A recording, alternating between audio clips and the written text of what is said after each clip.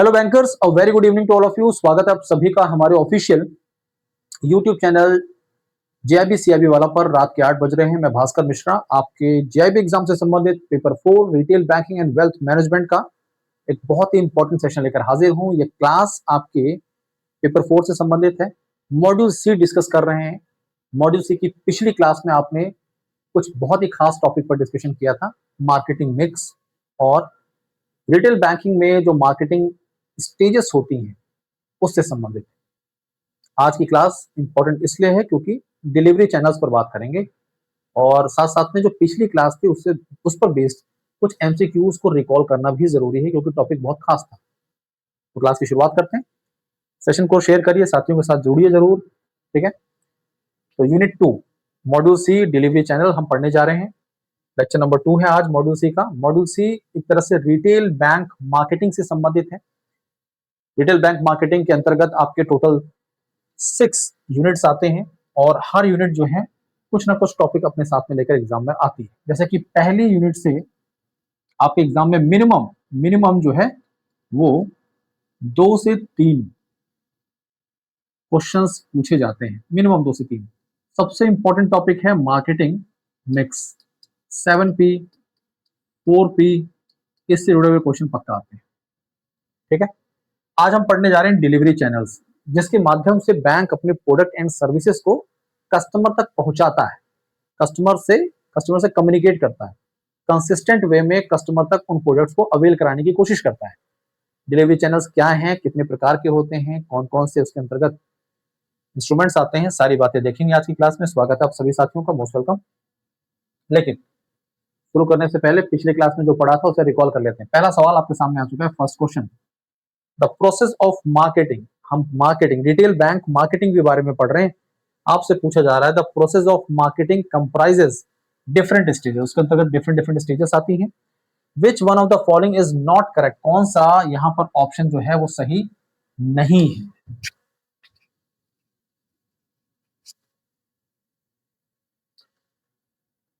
Marketing analysis, यानी कि सबसे पहले हम मार्केट को एनालाइज करने की कोशिश करते हैं। दूसरे की अगर हम बात करें तो मार्केट को एनालाइज करने के बाद हम प्लानिंग करते हैं, प्लान के बाद हम इंप्लीमेंट करते हैं और इंप्लीमेंट के साथ साथ में हम कंट्रोल करते हैं। कंट्रोल का मतलब हम जो भी प्रोसीजर्स एंड प्रोसेस हैं, एक्टिविटीज हैं, उनको रिव्यू करते रहते हैं जिससे कोई मिसमैच ना हो।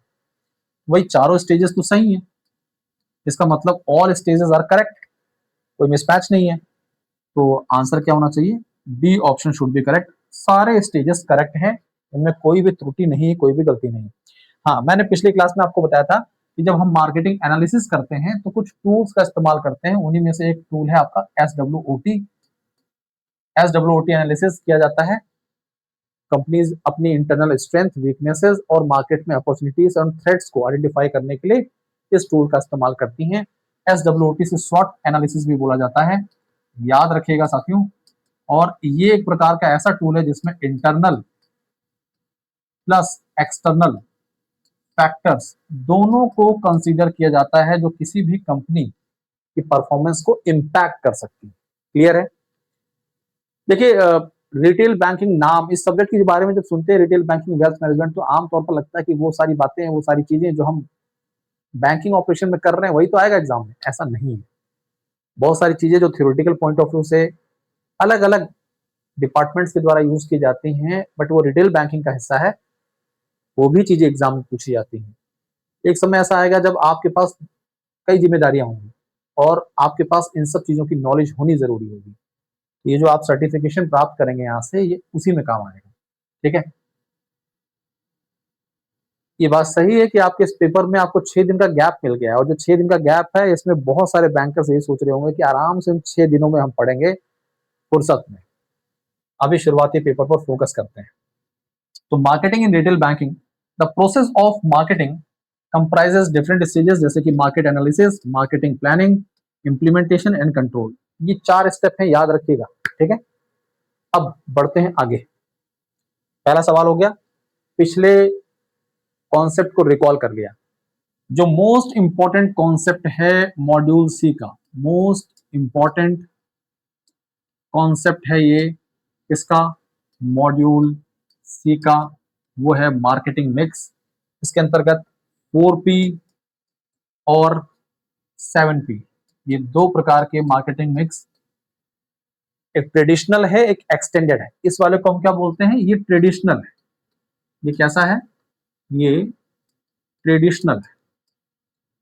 और ये कैसा है, ये एक्सटेंडेड है। ये कैसा है, ये एक्सटेंडेड है। ठीक है, ये पहले यूज किया जाता था जब मार्केट उतनी डायनेमिक नहीं हुआ करती थी, मेनली मैन्युफैक्चरिंग पर फोकस हुआ करता था।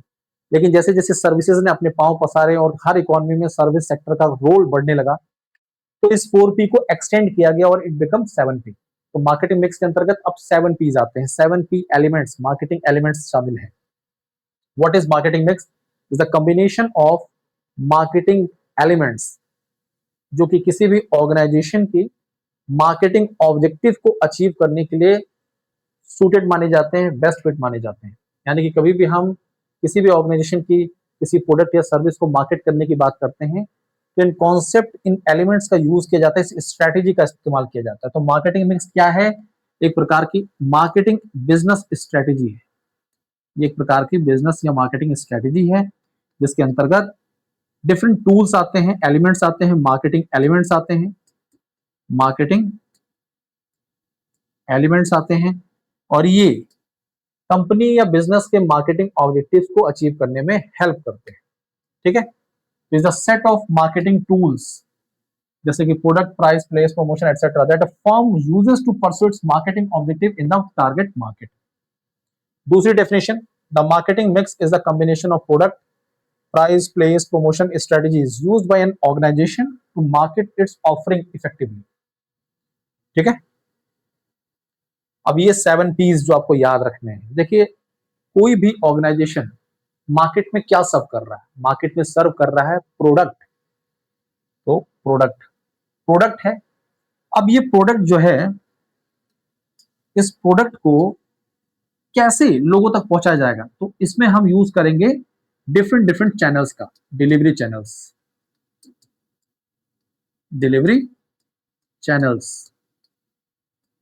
जिसके थ्रू ये प्रोडक्ट कम्युनिकेट कर पाए किससे? कस्टमर से। ठीक है, तो इसके अंदर डिलीवरी चैनल्स आ जाएंगे, इसमें एप्लीकेशंस, बैंक की एप्लीकेशंस आ जाएंगे, इसमें एटीएम्स आ जाएंगे। ठीक है, ये सारी चीजें, फिजिकल चैनल्स, ये सब चीजें आ जाएंगी इसमें। कोई भी प्रोडक्ट है तो उसकी प्राइस जरूर होगी और प्राइसिंग स्ट्रेटेजी यहाँ पर बताई जाती है कि किस प्रकार से प्राइसिंग रखनी है, डिस्काउंट्स क्या देने हैं, ये सारी चीजें। प्रमोशन बहुत ही इंपॉर्टेंट है। प्रमोशन के माध्यम से लोगों तक इसकी जानकारी पहुंचाई जाती है, अच्छी बातें पहुंचाई जाती हैं, जैसे मार्केट में इस पर्टिकुलर प्रोडक्ट के बारे में लोगों को अवेयरनेस हो।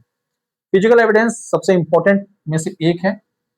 फिजिकल एविडेंस का मतलब है कि जिस संस्था के प्रोडक्ट का कस्टमर इस्तेमाल करेगा उसके बारे में टेंजिबल और वर्चुअल क्यूज क्या है।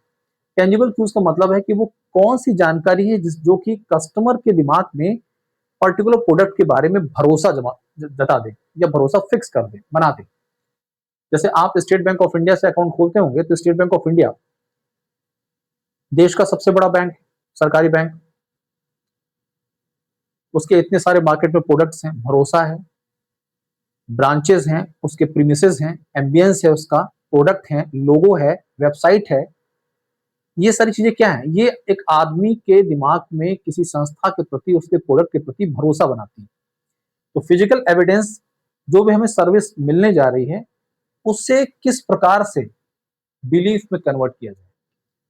पीपल, ये बैंकिंग एम्प्लॉइज, कस्टमर, जो भी सप्लाई चेन से जुड़े हुए लोग हैं, मैनेजमेंट से संबंधित लोग, सब इसके अंतर्गत आ जाते हैं। प्रोसेस, किस प्रकार के प्रोसीजर्स, मैकेनिज्म का इस्तेमाल किया जा रहा है, कौन सा फ्लो वर्क यूज किया जा रहा है, वर्किंग फ्रेमवर्क क्या है, ये सारी चीजें प्रोसेस के अंतर्गत आती हैं।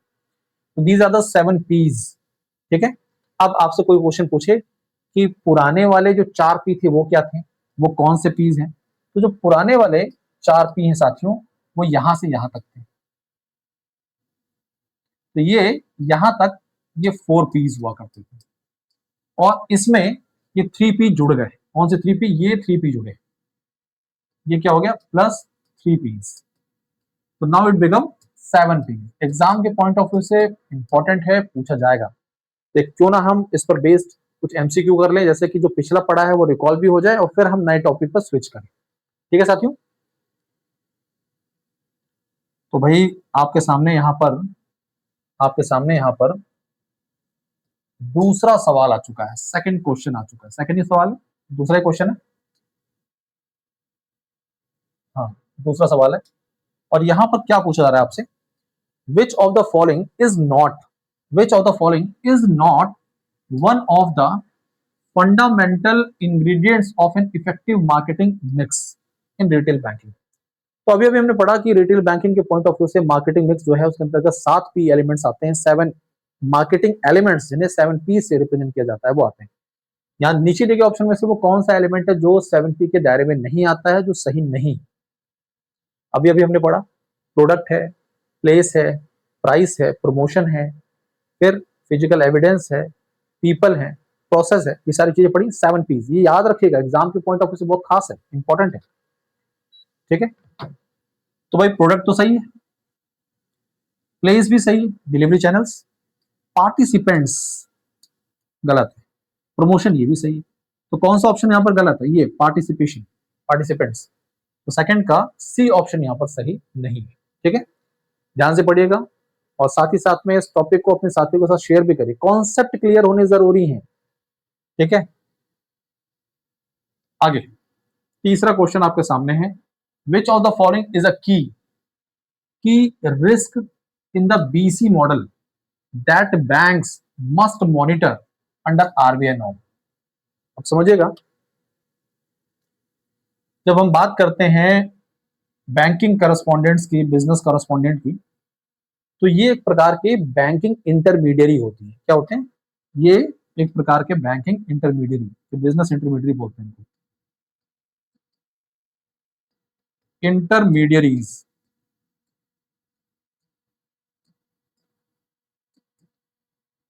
बैंकिंग इंटरमीडियरीज, ठीक है, जिसका काम क्या है, बैंक जो है, बैंक इसके प्रोडक्ट्स जो है, इसके जो प्रोडक्ट्स हैं, इन प्रोडक्ट्स को कस्टमर तक पहुंचाना, कस्टमर तक पहुंचाना। ठीक है, ये कस्टमर रूरल में रह रहा है, अनबैंक्ड एरियाज में रह रहा है,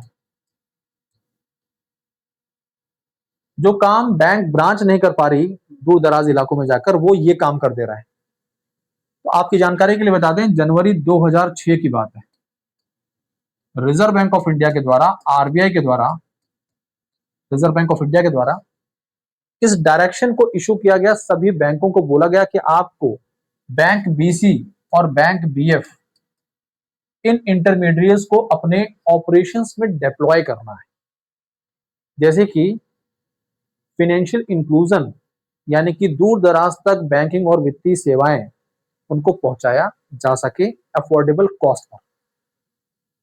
ठीक है, तो आपसे कोई पूछे कि बैंक बीसी बैंक बीएफ क्या है, तो ये बैंकिंग इंटरमीडियरीज हैं जिन्हें रिजर्व बैंक ऑफ इंडिया के डायरेक्शन 2006 के अनुसार बैंकों को अपने ऑपरेशंस में डिप्लॉय करने के लिए बोला गया।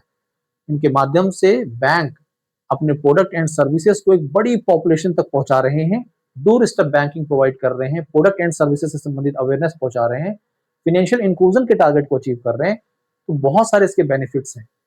ठीक है, एक रूरल इलाके में एक ब्रांच को, रूरल ब्रांच को ब्रेक इवन तक पहुंचने में लगभग 5 साल लग जाते हैं, 5 ईयर्स लग जाते हैं, सोचिए। और ये बीसी और बीएफ जो है, ये कम समय में एक बड़ी पॉपुलेशन तक बैंकिंग सेवाओं को कैटर कर रहे हैं, तो कारगर हैं, इसलिए तो कर रहे हैं। लेकिन यहां पर अब बात की जा रही है की रिस्क की, वो कौन सा की रिस्क है जो कि इस बीसी मॉडल में एग्जिस्ट करता है, bank must monitor under RBI norm. तो बैंक को उस पर पूरा फोकस करने की जरूरत है। अच्छा, बैंक बीसी क्या कर रहा है? बैंकिंग सेवाओं को लोगों तक पहुंचा रहा है, लोगों तक पहुंचा रहा है। मान लीजिए कोई प्रोडक्ट है, अब बीसी को क्या मिलता है, इस पर कमीशन मिलेगा, है ना। तो बीसी क्या करेगा, बोलेगा कि भाई किसी कस्टमर को किसी पर्टिकुलर प्रोडक्ट के बारे में गलत जानकारी दे रहा है, जो सेवाएं नहीं मिलनी है वो भी बता रहा है। तो भाई इस बीसी को कस्टमर कैसे जान रहा है कि इस बैंक से संबंधित है, बैंक का नाम उससे जुड़ा हुआ है। तो यहां पर किस प्रकार का रिस्क आ सकता है? Operational risk, strategic risk, reputational risk, all of the above. तो देखा जाए तो यहाँ पर बैंक की रेपुटेशन भी खराब होगी। ऑपरेशनल रिस्क है, बैंकिंग प्रोडक्ट्स को लोगों तक पहुंचाया जा रहा है तो ऑपरेशन से संबंधित है, ये ऑपरेशनल रिस्क भी है, ठीक है। और स्ट्रेटेजिक रिस्क भी हो सकता है। तो यहाँ पर पूछा जा रहा है कि which of the following is a key risk in the BC model. तो यहाँ पर जो की रिस्क होगा वो एक तरह से रेपुटेशन रिस्क हो सकता है, ठीक है। आगे चौथा सवाल, फोर्थ क्वेश्चन है, ठीक है। फोर्थ क्वेश्चन है आपके सामने, in retail banking which element of 7 P's directly relates to digital platforms.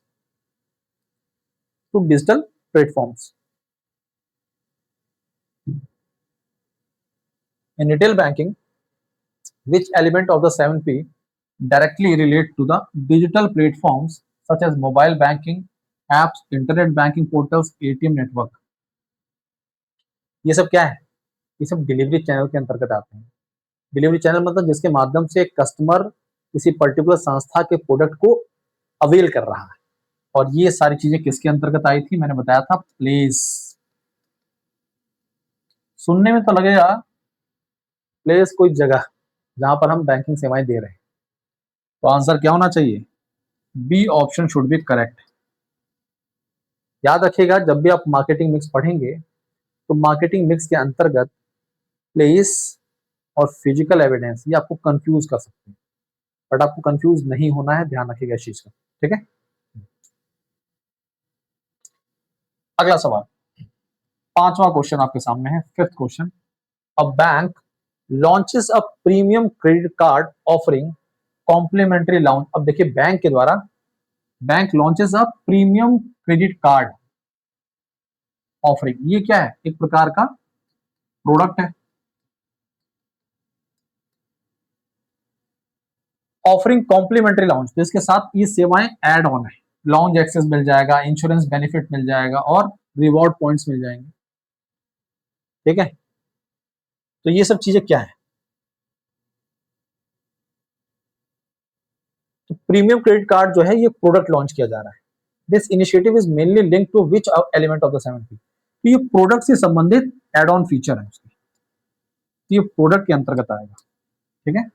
इसमें आएगा, प्रोडक्ट के अंतर्गत आएगा। अब आपके सामने यहां पर डिलीवरी चैनल से जुड़ा हुआ पूरी जानकारी है। डिलीवरी चैनल, डिलीवरी चैनल जो है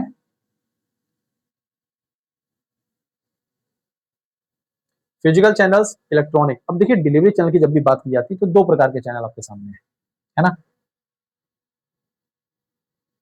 डिलीवरी चैनल्स को दो हिस्सों में हम दो कैटेगरी में बांट देते हैं।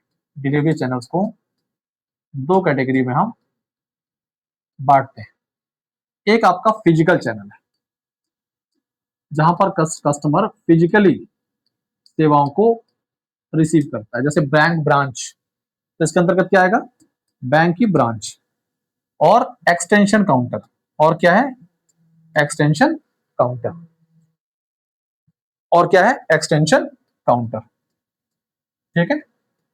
ये क्या? फिजिकल चैनल के अंतर्गत आ रहा है। किसके अंतर्गत आ रहा है? फिजिकल चैनल के अंतर्गत। तो साथियों हम बात कर रहे थे यहां पर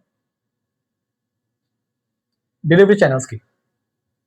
डिलीवरी चैनल्स को हम दो हिस्सों में बांटते हैं, फिजिकल चैनल और इलेक्ट्रॉनिक या फिर रिमोट चैनल्स। किसमें? इलेक्ट्रॉनिक या फिर रिमोट चैनल्स में।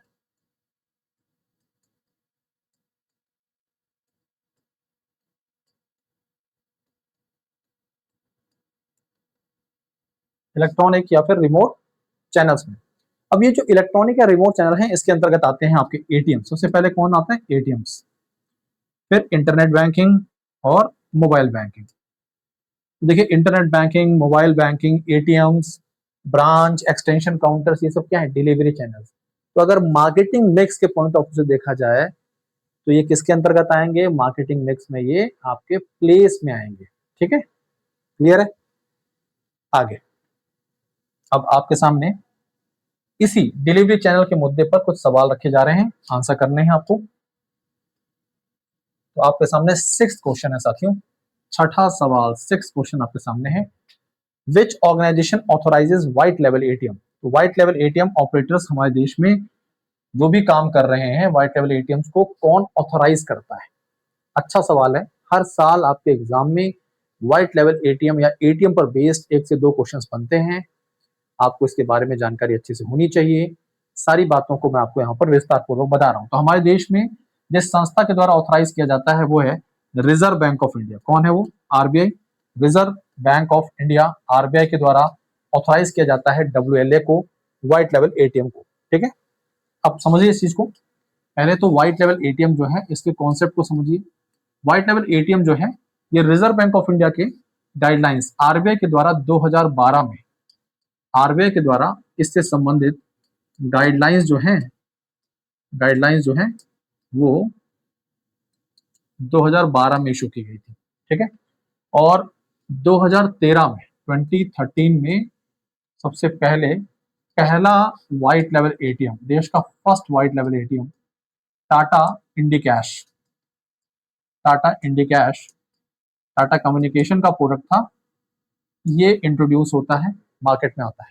ठीक है, अब कोई पूछे आपसे कि व्हाइट लेवल एटीएम जो है इसके आने के पीछे मुख्य रीजन क्या है, इसका मेन ऑब्जेक्टिव क्या है? देखिए, लोगों तक बैंकिंग सेवाओं को पहुंचाना बहुत जरूरी था। बैंक लिमिटेड हैं, बैंकों को एटीएम सेटअप करने थे। रिजर्व बैंक ऑफ इंडिया की गाइडलाइन आई थी, हर 2000 की पॉपुलेशन वाले एरियाज में एटीएम होने चाहिए, हर बैंक ब्रांच के साथ उसके एटीएम होने चाहिए। तो इसमें एक्सपेंसेस भी आते हैं, ठीक है, खर्चा भी इसमें आता है। जब बैंक इन टारगेट्स को अचीव नहीं कर पा रहे थे तो रिजर्व बैंक ऑफ इंडिया ने इस नए कॉन्सेप्ट को इंट्रोड्यूस किया, नाम दिया व्हाइट लेवल एटीएम। व्हाइट लेवल एटीएम को के पीछे मेन ऑब्जेक्टिव क्या है? Financial inclusion. याद रखिएगा, मेन ऑब्जेक्टिव क्या है? Financial inclusion. अब बात की जाती है कि वो कौन सी संस्थाएं हैं जो कि व्हाइट लेवल एटीएम तैयार करती हैं, व्हाइट लेवल एटीएम सेटअप करती हैं। ठीक है, तो डब्ल्यू एल ए किसके द्वारा सेटअप किया जाता है? WLA setup by non banking entities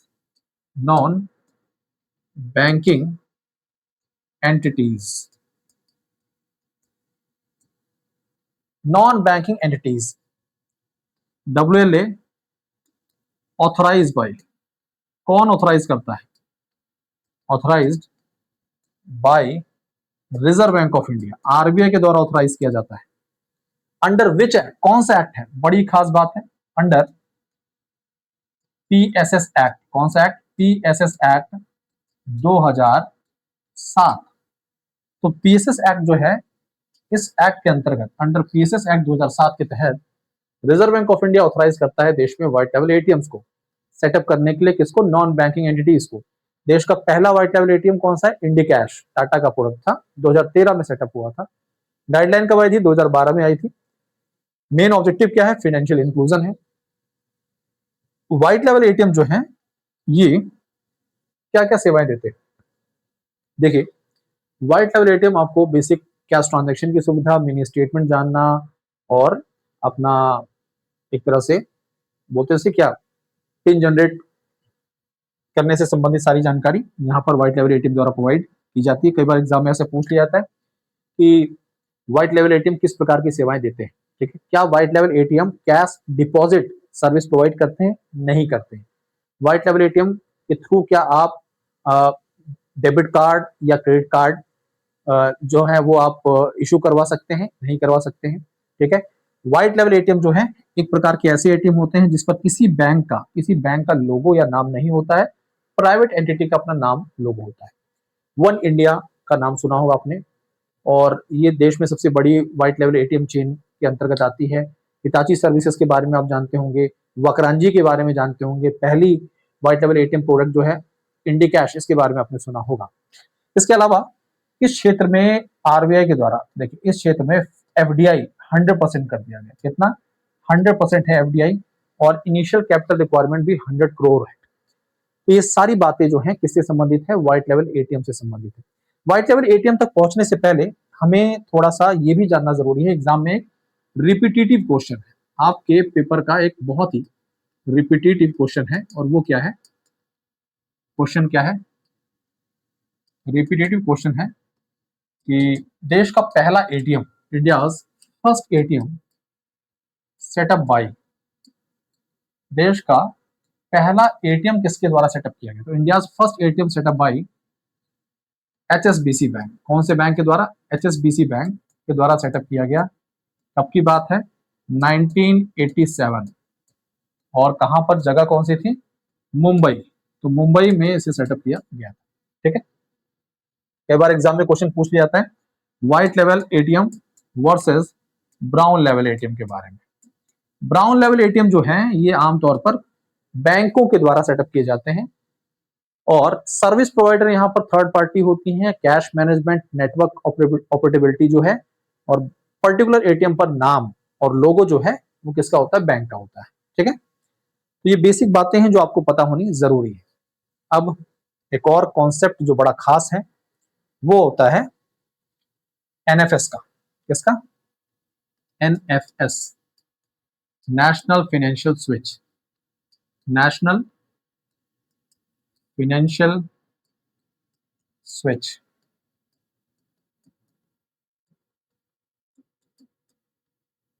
ये क्या है? ये एक प्रकार का एटीएम नेटवर्क है। ये है एक प्रकार का एटीएम नेटवर्क। और ये एटीएम नेटवर्क क्या करता है? देश में जो जो भी हमारे एटीएम्स हैं, देश में जो भी एटीएम्स हैं, ठीक है, इनको आपस में कनेक्ट करता है। जैसे कि कस्टमर किसी भी एटीएम में जाकर अपनी ट्रांजैक्शन वाली सुविधा का लाभ उठा सके। हाँ, इसके बदले में आपको क्या करना पड़ता है? इन बैंकों को एक इंटरचेंज फी देनी पड़ती है। अब देखिए ये क्या है? ये एक प्रकार का एटीएम नेटवर्क प्रोवाइड किया जा रहा है। किसके द्वारा? नेशनल फाइनेंशियल स्विच के द्वारा। इसे किसने डेवलप किया था? इसे डेवलप किया था आईडीआरबीटी ने। डेवलप्ड बाय आईडीआरबीटी, ठीक है, मैनेज्ड बाय, इसे मैनेज कौन कर रहा है? Managed by NPCI, national payment corporation of India इसे मैनेज कर रहा है। ठीक है, तो ये सारी बातें जो आपको बताई जा रही हैं बड़ी खास हैं। ये सब बातें इंपॉर्टेंट हैं और एग्जाम में यहाँ से क्वेश्चन बनाए जाते हैं। तो सबसे पहले इन बातों को पता होना जरूरी है, तभी तो इस पर बेस्ड आप सवालों को करेंगे, एमसीक्यूज को करेंगे। ठीक है, तो अब आते हैं सवाल पर। 7th क्वेश्चन आपके सामने है, 7वां सवाल। What is typically not offered by white लेवल एटीएम? आमतौर पर क्या जो है, कौन सी सेवा है जो व्हाइट लेवल एटीएम ऑफर नहीं करता है? WLA के द्वारा कौन सी सेवा ऑफर नहीं की जाती है, इसके बारे में आपको जानकारी देनी है।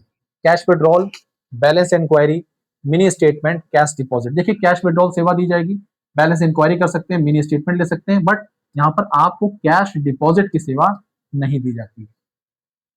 कैश डिपॉजिट किस बैंक में जाके करेंगे? अब व्हाइट लेवल एटीएम आपके लिए एक प्रकार की सेवा है जहां से आप कैश ट्रांजेक्शन कर सकते हैं, और अगर आप कैश डिपॉजिट करने जाएंगे तो वहां पर ऑप्शन होने चाहिए ना बहुत सारे। इस बैंक में करेंगे तो वो सारे बैंक लिंक होने चाहिए वहां से। इस प्रकार की सेवा अब थोड़ी सी टिपिकल हो जाएगी, क्रिटिकल हो जाएगी, कैश मैनेजमेंट की दिक्कत आएगी। इस कारण से कैश डिपॉजिट सेवा नहीं दी जाती है। ठीक है, ओके, तो व्हाइट लेवल से संबंधित बातें आपको यहाँ पर क्लियर हो रही हैं। अब 9वां सवाल आपके सामने है और ये क्या है? ऑफ साइट एटीएम से आप क्या समझते हैं? देखिए एटीएम में दो प्रकार के होते हैं, on site ATM, of site ATM. On site ATM मतलब ब्रांच और एटीएम साथ में। ब्रांच क्या है? ये साइट है, बैंकिंग साइट, इसके साथ में एटीएम है, इसे बोलते हैं on site ATM. Of site ATM मतलब है ब्रांच से दूर दराज, तन्हाई में एटीएम खड़ा है, ठीक है, और वहां सेवाएं दे रहा है। ATM designed to be situated away from the branches. ATM situated within the premises of the branches. ATM where it is compulsion for customer to visit the branch. ATM installed at places in the branch area to reduce the service cost. ATM designed to be situated away from the branches are known as off-site ATM. और जो premises में branch के साथ में होते हैं उन्हें हम ऑन साइट एटीएम का नाम देते हैं। उन्हें क्या बोलते हैं? ऑन साइट एटीएम बोला जाता है। अगला सवाल आपके सामने है और ये बहुत ही अच्छा सवाल है साथियों। और कौन सा क्वेश्चन है? 11वां, 10वां, 10वां सवाल है। ये 10th क्वेश्चन है आपके लिए। What is the primary difference between, what is the primary difference between bank BC business correspondent and bank BF business facilitator? BC के बारे में आपको जानकारी दे चुका हूं,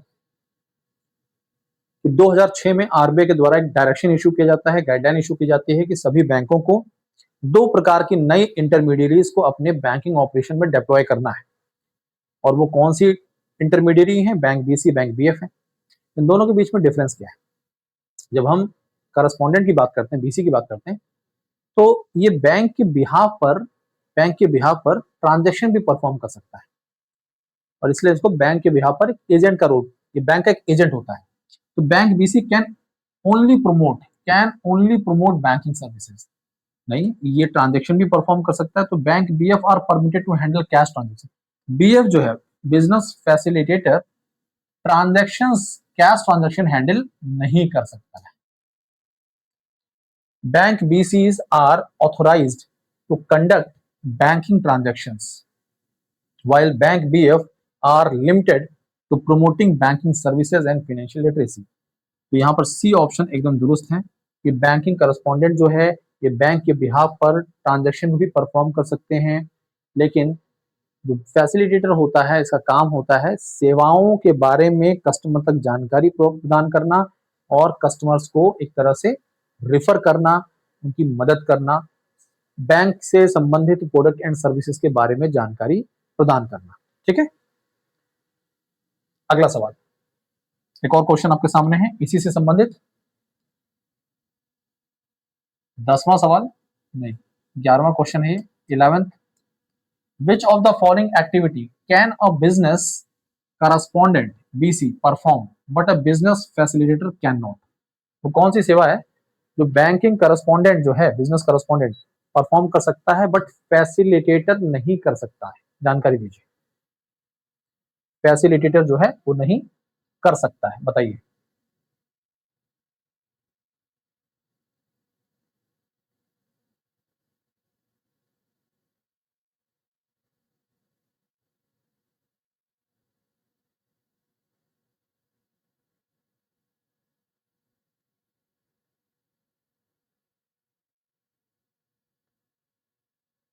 तो सिंपल सी बात है, अभी भी सारी बातें अपने बीसी और बीएफ से संबंधित पढ़ ली हैं।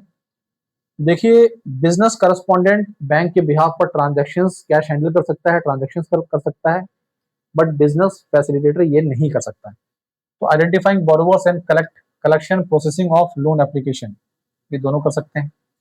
Collection and preliminary processing of loan applications including verification of primary information, disbursal of small value credit as per banks instruction,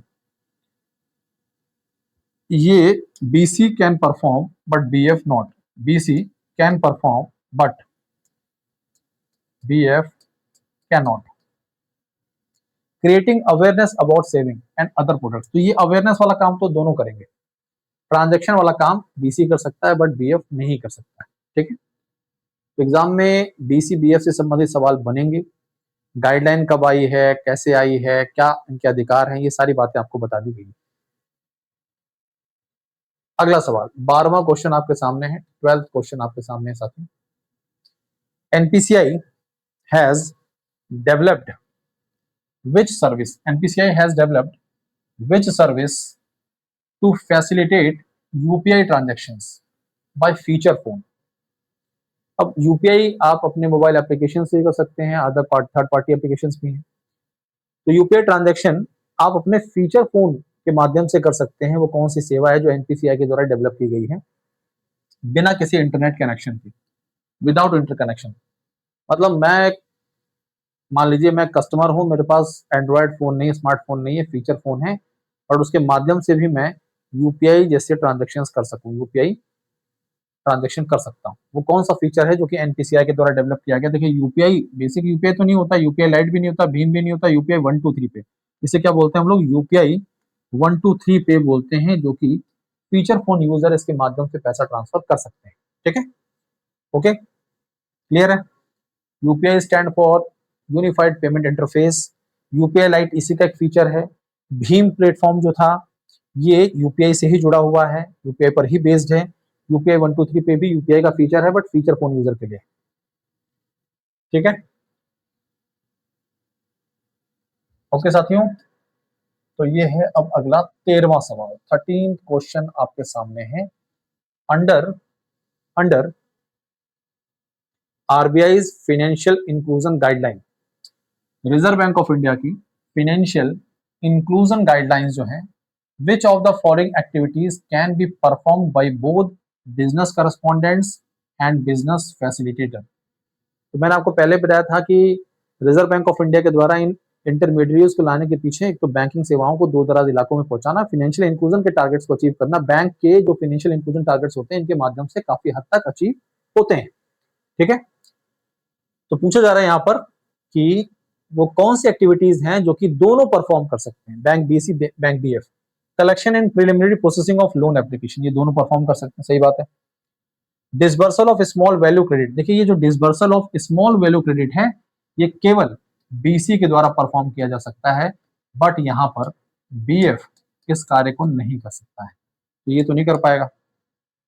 collection of small value deposits,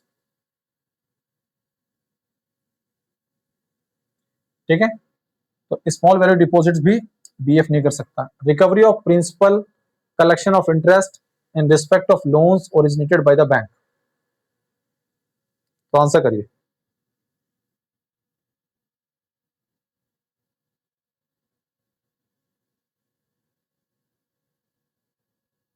principal recovery में collection of interest in respect of loans originated by the bank,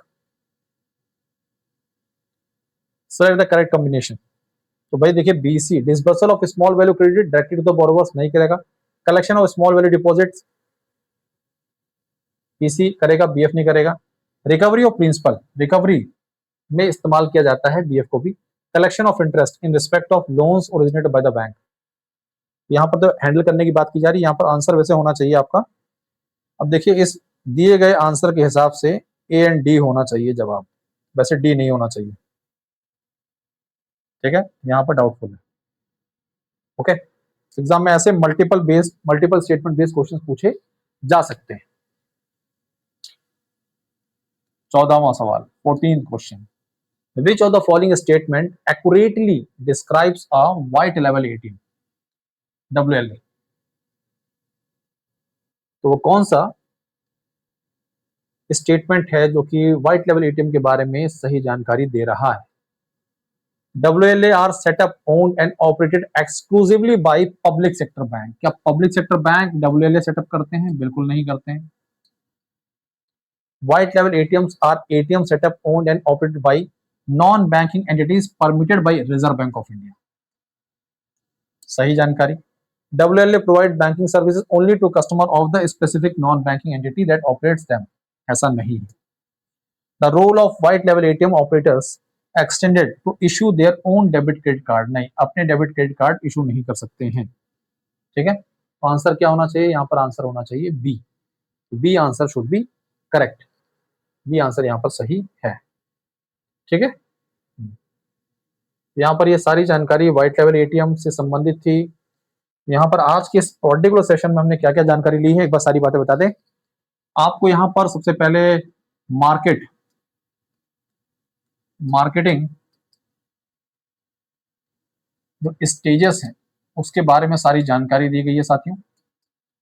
फिर आपको marketing mix से संबंधित concept को recall कराया गया है। MCQs आपने पढ़े हैं, इस पर एमसीक्यूज पढ़े हैं। फिर आपने डिलीवरी चैनल्स से जुड़े हुए मुद्दे पर बात की है। ठीक है, इस पर बेस्ड एमसीक्यूज किए हैं। अब इसी पर आधारित हमने व्हाइट लेवल एटीएम पर बात की है। इसी पर आधारित हमने अगर हम बात करें तो हमने बैंक बीसी बीएफ पर चर्चा की है। ठीक है, ये सारी बातें हमने डिस्कस की हैं आज के इस क्लास में। अब जब भी हम एटीएम ट्रांजैक्शन की बात करते हैं तो यहाँ पर मैंने आपको बताया कि जो नेशनल फाइनेंशियल स्विच है एनएफएस जो है एटीएम नेटवर्क है। लेकिन जब एक कस्टमर किसी दूसरे बैंक का एटीएम इस्तेमाल करता है तो वहां पर एक इंटरचेंज फी देनी पड़ती है। ये इंटरचेंज फी वाला कॉन्सेप्ट आपको क्लियर होना चाहिए। इंटरचेंज फी वाला कॉन्सेप्ट आपको पता होना बहुत जरूरी है। इसको बता देता हूं एक बार मैं। मान लीजिए ये कस्टमर है और ये कस्टमर जो है मान लीजिए बैंक ऑफ बड़ौदा का कस्टमर है, बट ये जो है ट्रांजेक्शन कर रहा है एचडीएफसी बैंक से का। एचडीएफसी बैंक का एटीएम है, वहां से ट्रांजेक्शन कर रहा है। इसके द्वारा ट्रांजेक्शन्स किए जा रहे हैं। अब देखिए, जो सेवा बैंक ऑफ बड़ौदा को देनी थी वो कहां से लाभ उठा रहा है? एचडीएफसी से। तो इस पर्टिकुलर सर्विस पर बैंक ऑफ बड़ौदा को एचडीएफसी बैंक को एक इंटरचेंज फी देनी होती है। क्या देनी होती है? इंटरचेंज फी देनी होती है। ठीक है, अब ये इंटरचेंज फी कितनी है? इस समय करंट में इंटरचेंज फी क्या है, आपको जानकारी देनी है, इसके बारे में बताना है। तो अगली क्लास में या कमेंट बॉक्स में आप इसके बारे में बता सकते हैं, जानकारी दे सकते हैं। सेशन के बाद कमेंट बॉक्स में इंटरचेंज फी कितनी चल रही है। फिनेंशियल ट्रांजैक्शन और नॉन फिनेंशियल ट्रांजैक्शन दोनों के केस में ये अलग होती है। दो प्रकार के ट्रांजैक्शन होते हैं, एक होता है फिनेंशियल और एक होता है नॉन फिनेंशियल ट्रांजैक्शन। ठीक है, इन दोनों के केस में इंटरचेंज फी क्या है ये आपको बताना है कमेंट बॉक्स में। ठीक है, लगातार आप हमारे साथ इस सेशन का हिस्सा बन सकते हैं। हमारे प्लेटफॉर्म पर बाकी जो हमारे जीआईबी एग्जाम के सब्जेक्ट्स हैं उनसे संबंधित सेशंस भी आ रहे हैं। यूनिट वाइज एमसीक्यूज हम आपके लिए ला रहे हैं विद एक्सप्लेनेशन। जरूर जुड़िए, कॉन्सेप्ट इंप्रूव होंगे, परफेक्शन आएगी और एग्जाम में डेफिनेटली आप अच्छे स्कोर करेंगे। ये टेलीग्राम चैनल है जय_क्या बाय भास्कर सर, इसके साथ जुड़ जाइए। कोई डाउट, कोई क्वेरी, बेफिक्र होकर अपने सवालों को पूछिए। ठीक है, आपका अपना चैनल है। अब बात करते हैं जीआईबी एग्जाम के वन स्टॉप सॉल्यूशन से संबंधित। जीआईबी एग्जाम क्लियर करना चाहते हैं एक बार में, वन स्टॉप सॉल्यूशन क्या है? तो जीआईबी एग्जाम का जो वन स्टॉप सॉल्यूशन है वो है जीआईबी महापैक। कारण क्या है? आपके जो 4 मेन पेपर हैं जैब के, इनका तो एक्सेस मिल ही जाएगा आपको, बट इसके अलावा आपको 15 प्लस बैचेस का, 15 प्लस बैचेस का एक्सेस मिल जाएगा इस महापैक में। साथ साथ में मॉड्यूल वाइज डीपीपीज मिलती हैं, क्लास नोट्स मिलते हैं, full length mock test, quizzes, test series का एक्सेस मिलेगा, 24/7 डाउट सॉल्यूशन मिलेगा। ये सारे फीचर आपको मिल जाएंगे। 3 वैलिडिटीज में उपलब्ध है महापैक, 6 मंथ, 12 मंथ, 24 मंथ। आप अपनी सहूलियत से इनमें से किसी के भी साथ जुड़ सकते हैं। आपको लगता है कि आपके पास पर्याप्त समय है या समय की कमी है, उसके हिसाब से आप ये वैलिडिटी चुन सकते हैं। जितने समय के लिए आप ये सब्सक्रिप्शन चुनेंगे उतने समय तक आपको इन सभी बैचेस का एक्सेस मिला रहेगा। ठीक है, आगे बढ़ते हैं। अगर आप अपने कॉन्सेप्ट पर फोकस करना चाहते हैं तो अलग से, केवल आप कॉन्सेप्ट से संबंधित जानकारी लेना चाहते हैं, थ्योरेटिकल बैच से जुड़ना चाहते हैं, तो ये फाउंडेशन बैच है आपके लिए उपलब्ध है, बहुत ही अफोर्डेबल कॉस्ट पर। अब देखिए, आपके जीआईबी एग्जाम में मात्र 1 महीना बचा है। 1 महीना, आज 2 तारीख है, आपके पास केवल 1 मंथ है, 1 मंथ बचा है आपके पास। जब एग्जाम आपके 3 जब एग्जाम जो हैं वो आपके 3 मई से शुरू है ना, आज 2 तारीख है।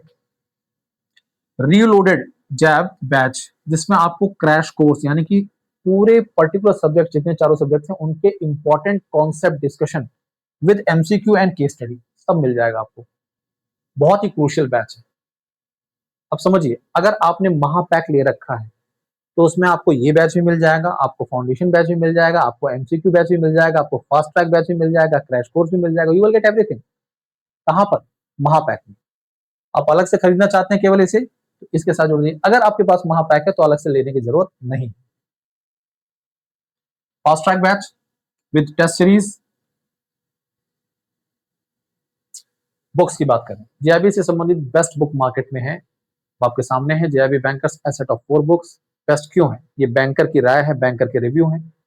कॉन्सेप्ट बहुत ही आसान भाषा में बताए गए हैं, माइंड मैपिंग टेक्निक से, प्रीवियस ईयर क्वेश्चंस के साथ, नए एमसीक्यूज, केस स्टडीज, न्यूमेरिकल्स सब आपको देखने को मिलेंगे। इतनी बेहतर और इतने अफोर्डेबल प्राइस में कंटेंट कहां मिलेगा? मात्र 1224 में अमेजॉन, फ्लिपकार्ट, पीडब्ल्यू स्टोर पर हर जगह आपको ये किताबें उपलब्ध मिलेंगी। ऑर्डर कर सकते हैं और अपनी पढ़ाई को कंटिन्यू कर सकते हैं। ये टेलीग्राम चैनल फिर से जय_क्या बाय भास्कर सर, इसके साथ जुड़ जाइए। कोई दिक्कत, कोई परेशानी, बेफिक्र होकर अपनी बात को आप रख सकते हैं। आपका अपना टेलीग्राम चैनल है, ये प्लेटफॉर्म आपका है। आपके एग्जाम से संबंधित सारी जानकारी यहाँ पर उपलब्ध रहेगी। चैनल को ज्वाइन कर लीजिए और किसी भी प्रकार की दिक्कत परेशानी के लिए आपके पास टेलीग्राम चैनल उपलब्ध है। डेली रात को 8 बजे आप हमारे साथ इस सेशन का हिस्सा बन सकते हैं। और अपने JAIIB paper 4 RBWM retail banking and wealth management के कॉन्सेप्ट के साथ साथ में उन कॉन्सेप्ट को एमसीक्यू और केस स्टडी की फॉर्म में इंप्लीमेंट कर सकते हैं। आज के लिए अभी के लिए इतना ही। धन्यवाद। पढ़ते रहिए, आगे बढ़ते रहिए। Thank you. All the best.